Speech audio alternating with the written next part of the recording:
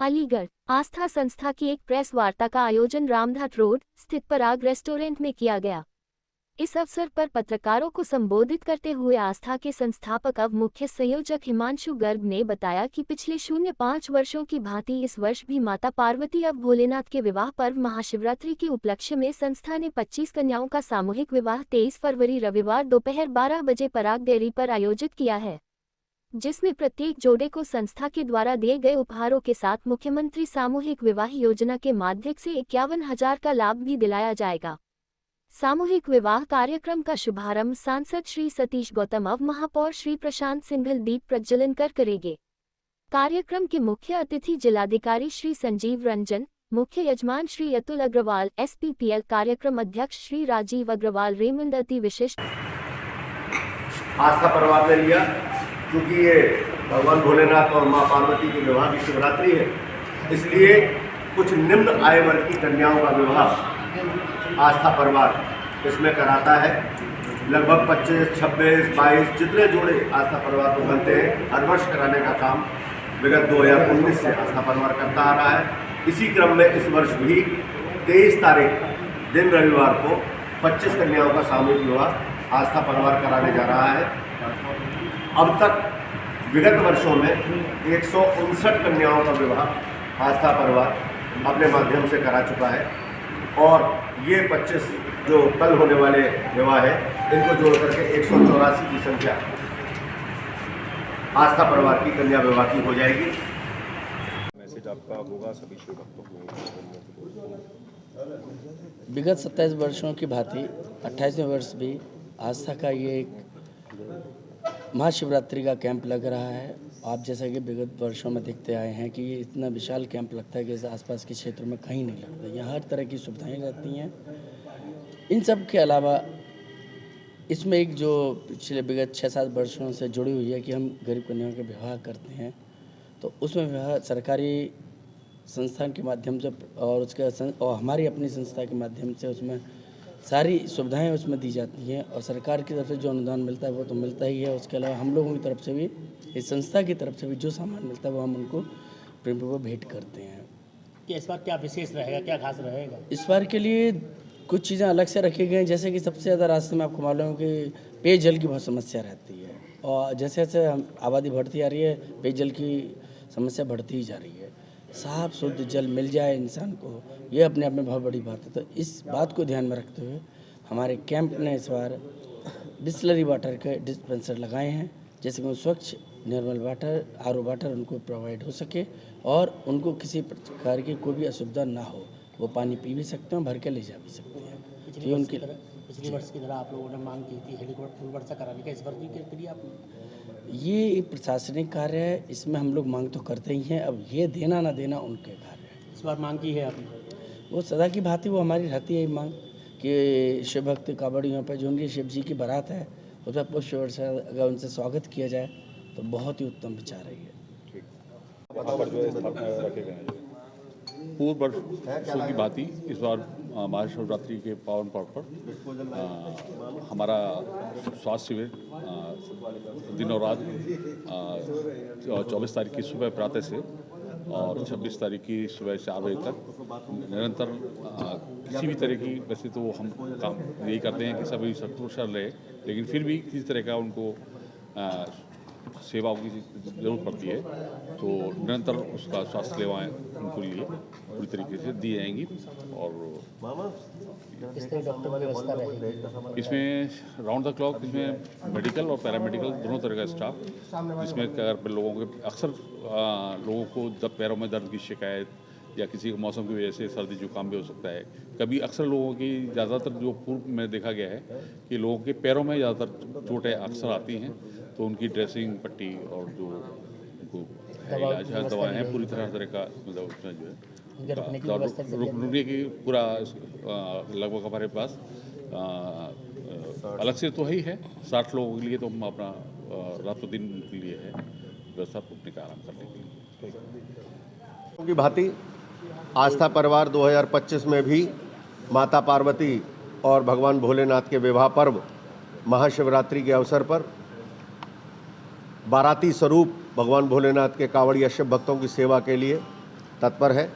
और इस बार मुझे बताते में हर्ष हो रहा है, इस 28वें विशाल भंडारे को हमने 2 दिवस की जगह अब 3 दिवसीय कर दिया है, जो कि कल 23 फरवरी से प्रारंभ हो करके और 26 फरवरी प्रातः 4 बजे तक अनवरत चलेगा।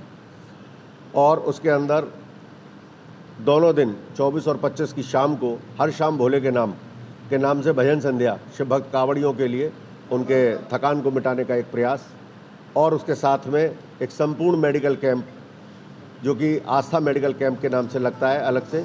उसके अंदर 8-8 घंटे की ड्यूटी पे 24 घंटे के डॉक्टर्स पूरा अनवरत 65 घंटे अपनी सेवाएं देते हैं।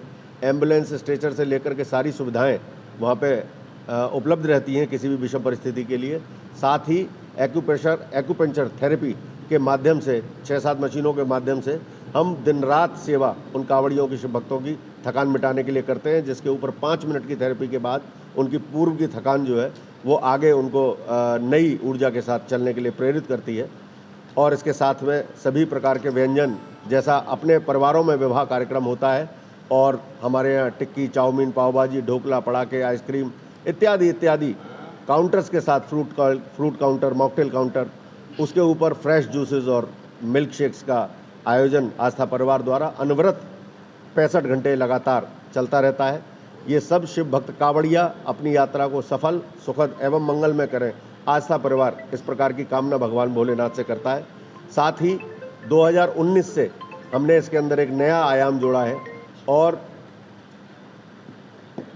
निम्न आय वर्ग की कन्याओं के विवाह का आयाम 2019 से अनवरत आस्था परिवार कराता आ रहा है, जिसके अंदर गत वर्षों में 159 कन्याओं का विवाह अब तक आस्था परिवार करा चुका है। और इस वर्ष भी ये आयोजन 25 कन्याओं के सामूहिक विवाह के रूप में 23 फरवरी 2025 को पराग डेयरी पर होने जा रहा है।